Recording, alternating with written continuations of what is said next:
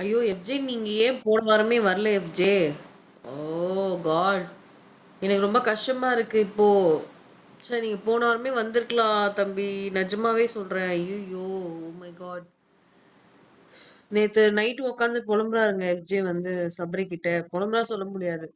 சொல்றாரு அரோரா எப்படிங்கிறத.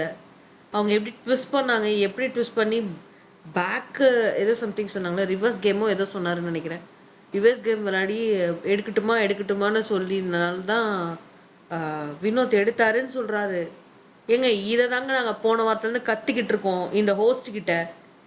ஹோஸ்ட் வந்து யோ யோ யோ யோ யோ அப்பா ஒரு பெரிய அண்டாவே எடுத்துட்டு வந்து வைங்க. அத தூக்குவாரு அரோராக்காக. அப்படிதான் சொல்லணும்.